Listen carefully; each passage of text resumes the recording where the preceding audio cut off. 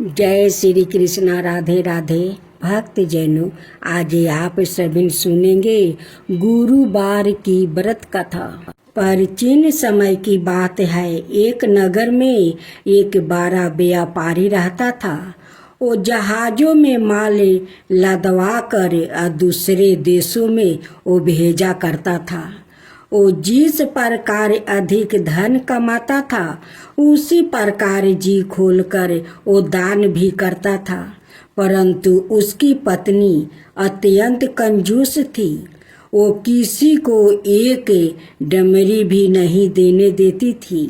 एक बार सेठ जब दूसरे देश से व्यापारी करने गया तो पीछे से बृहस्पति देव ने साधु भेष में उनकी पत्नी से भिक्षा मांगने आए। व्यापारी की पत्नी बृहस्पति देव से बोली, हे साधु महाराज, मैं इस दान और पुण्य से तंग आ गई हूँ। आप कोई ऐसा उपाय बताइए जिससे मेरा सारा धन नष्ट हो जाए और मैं आराम से रह सकूं।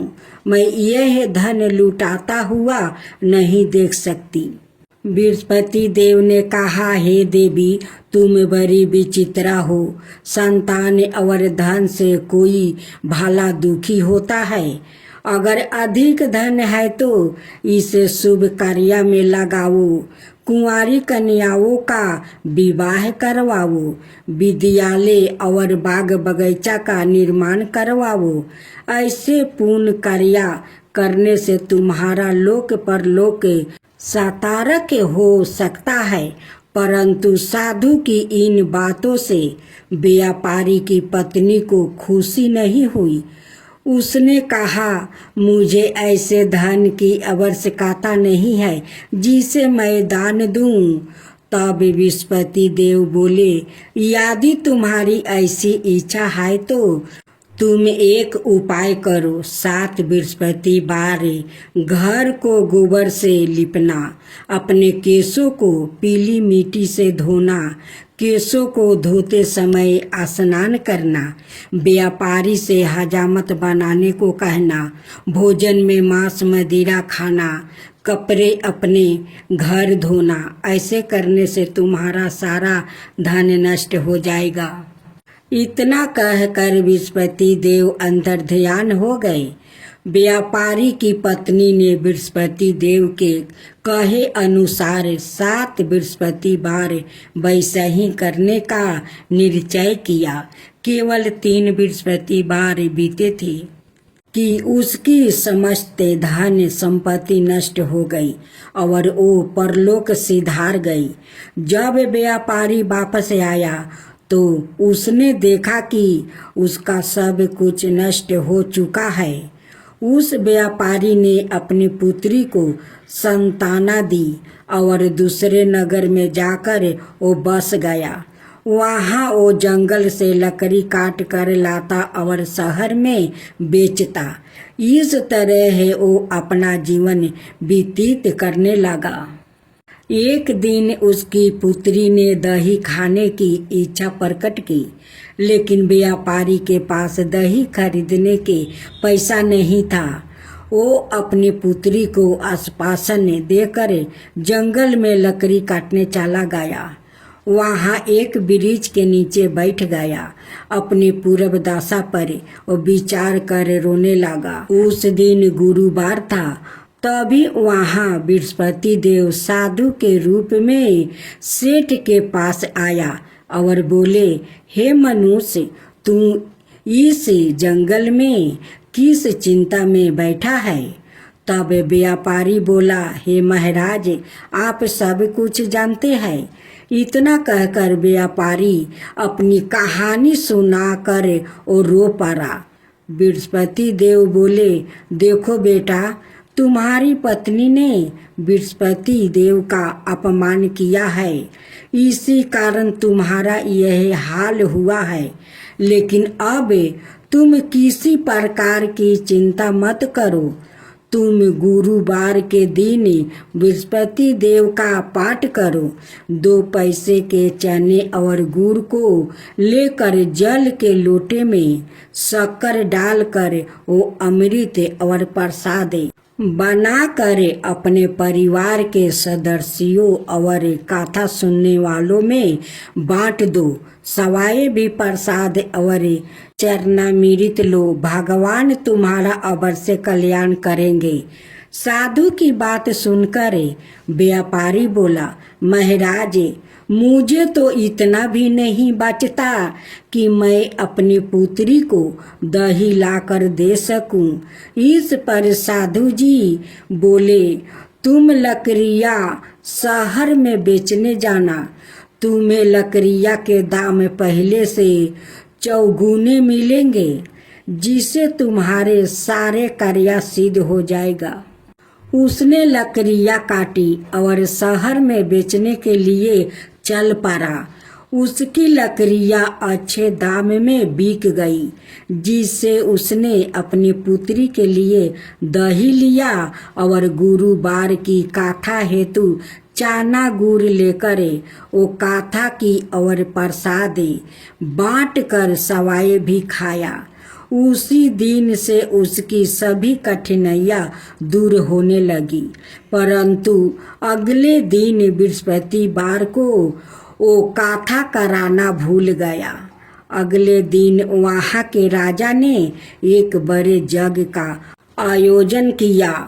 पूरे नगर के लोगों के लिए भोजन का आयोजन किया।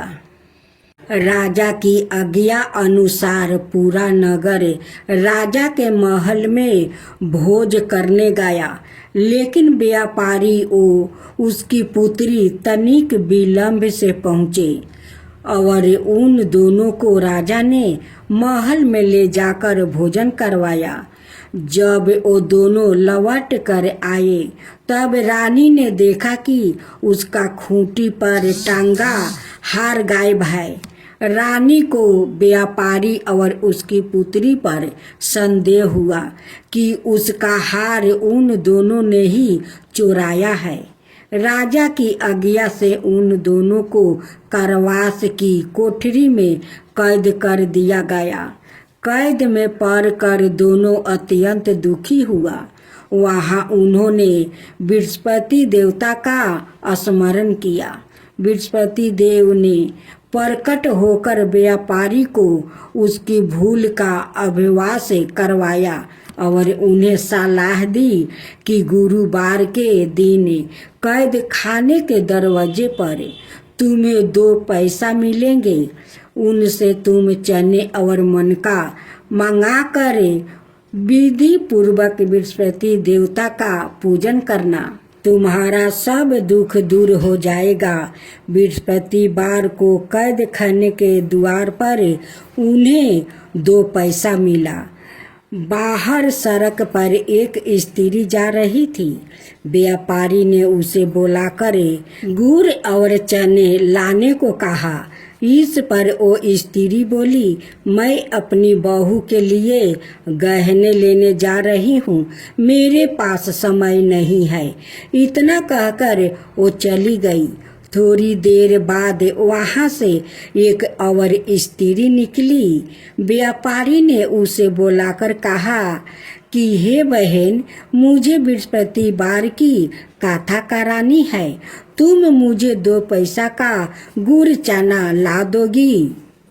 बृहस्पति देव का नाम सुनकर वो स्त्री बोली, भैया मैं तुम्हें अभी गुड़ चना लाकर देती हूँ।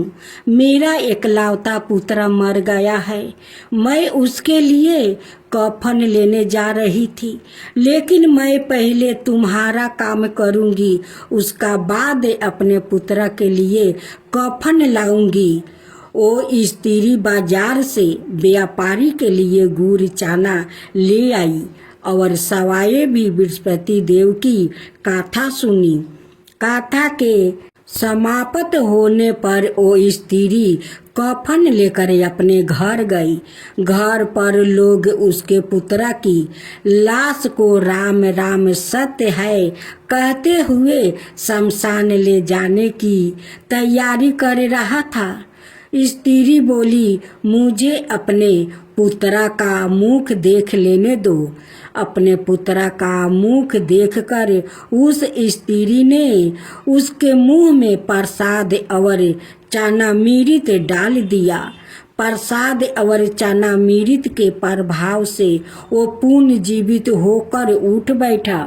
पहली स्त्री जिसने बृहस्पति देव का निरादर किया था, वो जब अपने पुत्रा के ब्याह हेतु पुत्र वधू के लिए गहने लेकर लौटी और जैसे ही उसका पुत्र घोड़ी पर बैठकर निकला, वैसे ही घोड़ी ने ऐसी उछाल मारी कि वो घोड़ी से गिरकर मर गया।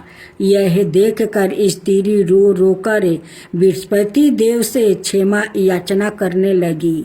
उस स्त्री की याचना से बृहस्पति देव साधु भेष में वहां पहुंचकर कहने लगे, देवी, तुम्हें अधिक विलाप करने की आवश्यकता नहीं है। यह बृहस्पति देव का अनादर करने के कारण हुआ है। तुम वापस जाकर मेरे भक्त से क्षमा मांगकर कथा सुनो, तब ही तुम्हारी मनोकामना पूर्ण होगी। जेल में जाकर उस स्त्री ने व्यापारी से माफी मांगी और कथा सुनी। कथा के उपरांत वो प्रसाद और चंदर मृत लेकर अपने घर वापस गई। घर आकर उसने चरणामृत अपने मृतक पुत्र के मुख में डाल दिया। चरणामृत के प्रभाव से उसका पुत्र भी जीवित हो उठा। उसी रात बृहस्पति देव राजा के सपने में आया और बोले, हे राजन, तूने जिस व्यापारी और उसके पुत्री को जेल में कैद कर रखा है, वो बिल्कुल निर्दोष है। तुम्हारी रानी का हार वही खूंटी पर टंगा है। दिन निकला तो राजा रानी ने हार खूंटी पर टांगा हुआ देखा। राजा ने उस व्यापारी और उसकी पुत्री को रिहा कर दिया और उन्हें आधा राज्य देकर उसकी पुत्री का विवाह ऊंचा कुल में करवा कर दहेज में हीरे जवाहरात दिया। के गांव में एक ब्राह्मण ब्राह्मणी रहा करते।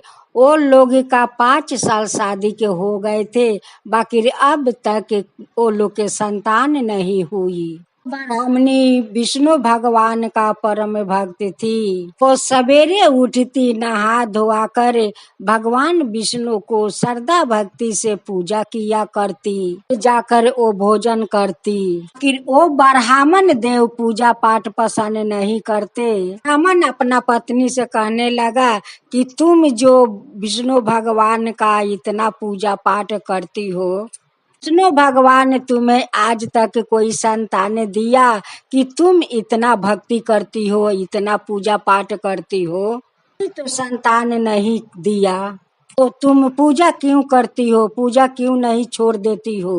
एक दिन ब्राह्मण गुस्से में आकर अपना ब्राह्मणी से कहता है कि तुम क्यों नहीं घर छोड़कर चली जाती हो। ब्राह्मण भी करता तो क्या करता, तो संतान के लिए चिंतित रहता।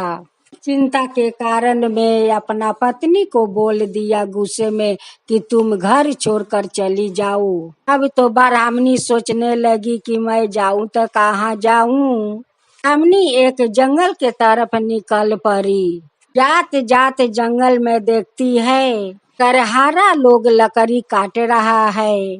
वहाँ पर जाकर कहने लगी कि भैया मुझे भी काम दीजिए, मैं भी काम करूँगी। लोग कहने लगा कि आप लकड़ी काट पाएगी।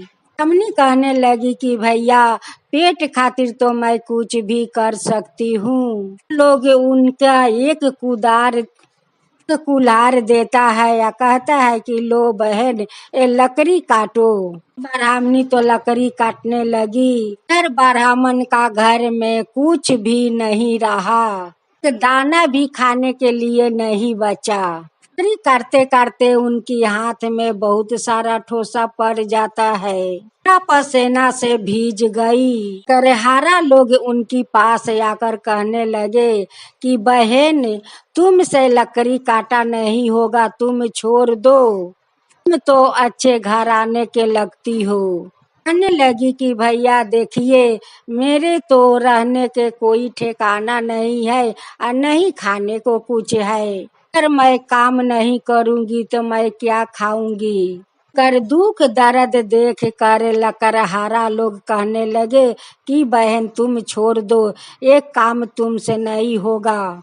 तो कहने लगी कि भैया तब मैं कहाँ जाऊं। पांचों लकड़हारा कहने लगे कि बहन मेरा घर चलो। लकड़हारा अपना घर लेकर चला गया। हमने वहाँ पर जाकर अब विष्णु भगवान का व्रत करने लगी। जो लकड़हारा लोग के खाना बनाकर खिलाने लगी। एक दिन खाना खिलाते खिलाते उनके लिए खाने के लिए नहीं बचा। दिन बृहस्पतिवार का दिन था। तो दिन ब्राह्मणी निर्जल उपास रह गई और विष्णु भगवान का श्रद्धा भक्ति से पूजा पाठ की। लोग से कहने लगी कि भैया आज थोड़ा चावल एक मुट्ठी बेसी लाना। अब वो लोग कहने लगा कि शायद बहन को भोजन नहीं मिला है, इसलिए बोलती है कि भैया एक मुट्ठी चावल बेसी लाना। एक दिन ब्राह्मण वही जंगल में आ पहुंचा। 5 लकड़हारा लकड़ी काट रहा था। लकड़हारा लोग ब्राह्मण देव के पास आया और कहने लगा कि ब्राह्मण देव आप यहाँ पर। ब्राह्मण देव कहने लगे कि क्या करूं भैया, मैं तो किस्मत के मारा हूँ। एक दिन गुस्से में आकर अपना पत्नी को घर से निकाल दिया। हमारा घर में खाने के लिए एक दाना भी नहीं है। 5 आदमी ब्राह्मण को लेकर घर तो आ गया।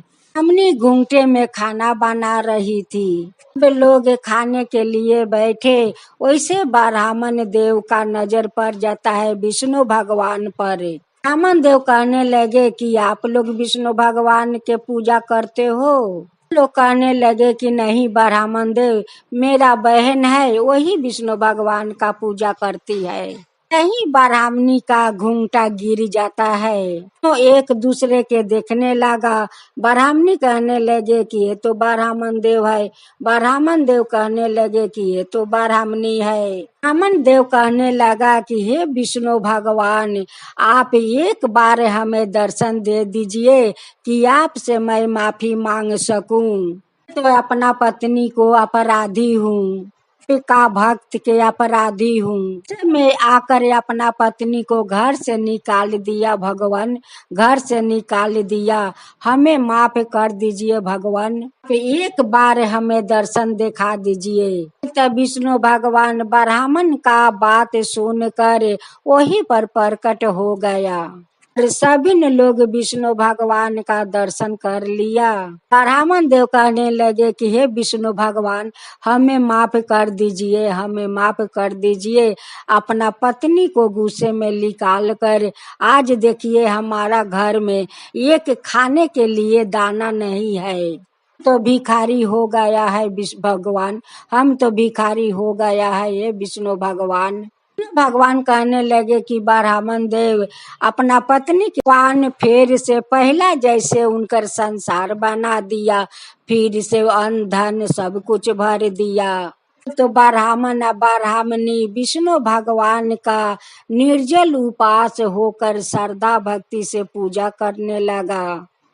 कहने लगा कि हे विष्णु भगवान जैसे हमारा घर पहले जैसा फिर से बना दिया, हमारा घर में एक संतान देकर घर में खुशियाँ भर दिया है विष्णु भगवान, वैसे सब कोई के घर में खुशियाँ भर दीजिए, सब कोई के घर में खुशियाँ भर दीजिए। था कहने वाला पर, हुकारी पढ़ने वाला पर, सुनने वाला पर, सबके ऊपर कृपा कीजिए, सबके ऊपर कृपा कीजिए। जय हो विष्णु भगवान, जय हो विष्णु भगवान। अब आरती सुने। ओम जय बृहस्पति देवा, ओम जय बृहस्पति देवा, चीनी चीनी भोग लगाऊं, केदारी फल मेवा। ओम जय बृहस्पति देवा, ओम जय बृहस्पति देवा। तुम पुराण परमतिमा, तुम्हें ही अंतर्यामी, जगत पिता जगदीश्वर, तुम्हें ही सबके स्वामी। ओम जय बृहस्पति देवा, जय बृहस्पति देवा। चरनामी रीति निज निर्मले, सभी पथ की हरता, सकल मनोरथ दायके, कृपा करो भक्तो। ओम जय बृहस्पति देवा, ओम जय बृहस्पति देवा। तन मन धन अर्पण करे, जो जन शरण परे, प्रभु पर कट तब हो करे, आकर दुआरे खरे। ओम जय बृहस्पति देवा, ओम जय बृहस्पति देवा। दीन दयाल दया निधि, भक्तन के हितकारी, पाप दोष सब हरता, भाव बंधन हारी। ओम जय बृहस्पति देवा, ओम जय बृहस्पति देवा। सकल मनोरथ दायके, सब संशय हरो, विषय विकार मिटाओ, संतन सुखिकारी। ओम जय बृहस्पति देवा, जय बृहस्पति देवा। जो कोई आरती तेरी प्रेम सहित गावे, जो कोई आरती तेरी प्रेम सहित गावे, जेठ आनंद आनंद करे, सो निश्चय पावे। ओम जय बृहस्पति देवा, ओम जय बृहस्पति देवा। सब बोलो विष्णु भगवान की जय, बोलो बृहस्पति भगवान की जय।